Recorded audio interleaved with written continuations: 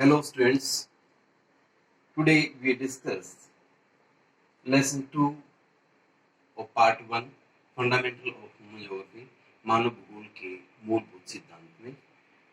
Chapter 2 में हमारा topic migration और पॉपुलेशन ग्रोथ, दो टॉपिक जो हम डिस्कस करेंगे आपसे। First definition, second factors responsible for migration, third population change, what the meaning of population change, how that is change varied in each types of place. Demographic transition, what is the meaning of demographic transition? How to control the population growth? What is the meaning of the growth of population? How can you define the growth rate of population? What is the positive growth of population and what is the meaning of the negative growth of population? यानी कि जनसंख्या वृद्धि के दो aspect, धनात्मक ऋणात्मक। वृद्धि दर का क्या अर्थ है, जनसंख्या वृद्धि किसे कहते हैं, पॉपुलेशन को कैसे कंट्रोल किया जा सकता है, जनांकीय चक्र की परिभाषा क्या होती है, and what are the stages also of this transition. Population change, जनसंख्या परिवर्तन किसे कहते हैं, ये हम अध्ययन करेंगे। Firstly we discuss topic of migration and factors types also. Definition, according to definition, परिभाषा में हम ये बताएंगे कि कोई भी व्यक्ति जो एक स्थान से दूसरे स्थान पर अपने परिवार के साथ आजीविका के लिए, शिक्षा के लिए एक स्थान से दूसरे स्थान पर चला जाता है, उस प्रक्रिया को हम माइग्रेशन कहते हैं। That's so easy means any types of people migrate from one place to another place for the searching of job, for the searching of work, to earn the money for their family. That is known as the migration. इसे प्रवास कहते हैं। अब there are two major types of migration. प्रवास की दो मुख्य यहाँ पर हमारे प्रकार हो जाते हैं, परमानेंट एंड सीजनल। एक होता है स्थायी, एक होता है मौसमी। अब permanent, when we migrate from one place to another place as a form of permanent, यानी कि स्थायी तौर पर जब हम एक स्थान से दूसरे स्थान पर चले जाते हैं, उसे हम परमानेंट माइग्रेशन कहते हैं, स्थायी प्रवास कहते हैं। In other form seasonal migration, then we migrate from one place to another place on the behalf of season, यानी कि मौसम के आधार पर जब हम कोई प्रवास करते हैं उसको मौसमी प्रवास, अस्थायी प्रवास या सीजनल माइग्रेशन का नाम दिया जाता है। For example, most of people from the mountain area, they migrate from mountain area to plain area due to the cold weather and they come back in the other seasons on their local place.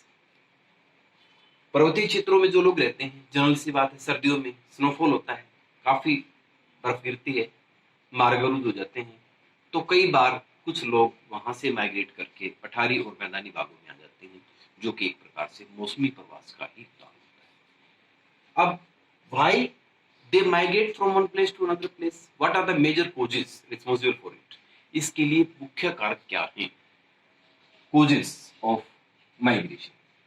Causes of migration, प्रवास के मुख्य कारण क्या है, तो there are the two factors, push factor and pull factors. यहां अपकर्ष कारक और प्रतिकर्ष दो कारक काम करते हैं। फर्स्ट ये होता है प्रतिकर्ष, आकर्षित होकर के, यानी कि pull factors, push factors. Push factors means प्रतिकर्ष कारक।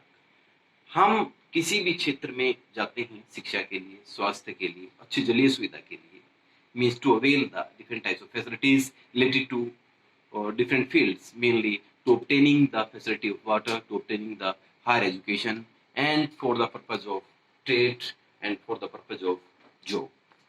These are involved in the term of the pull factors.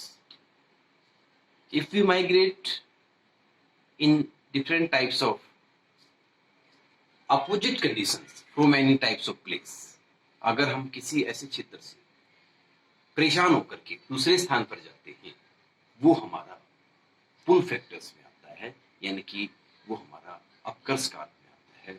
किसी स्थान पर बाढ़ आती है, सूखा पड़ता है, हमारे पास जॉब की सुविधाएं नहीं है, अच्छी स्वास्थ्य सुविधाएं नहीं है, वहां पर जलीय सुविधा नहीं है, पोल्यूशन ज्यादा है, वहां पर डिजीज ज्यादा है, बेरोजगारी ज्यादा है, हम तंग आकर उस स्थान को छोड़ देते हैं और दूसरे स्थान पर चले जाते हैं।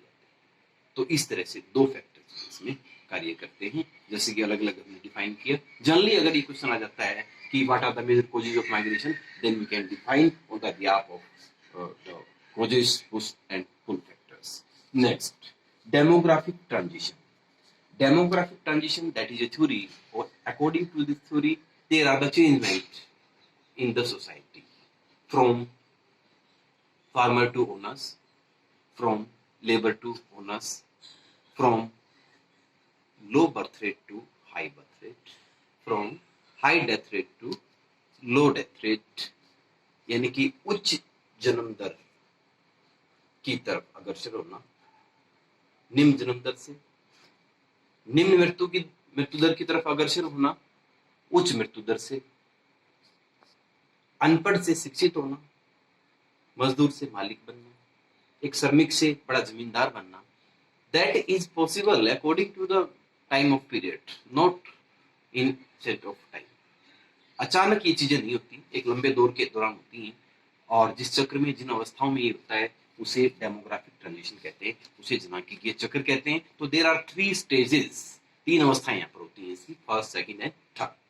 There are 3 stages of demographic transition, first, second and third. First is the ancient time, we have no knowledge, we have no education, there are the different types of problem of disease, different types of the problems of unemployment, and other than the population is also decreased due to the high death rate is found in this stage, and most of countries are involved in this stage before the 200 years. 200 साल पहले इसी प्रथम श्रेणी में जो हमारे देश, हमारे कई विश्व के कई देश इसमें शामिल.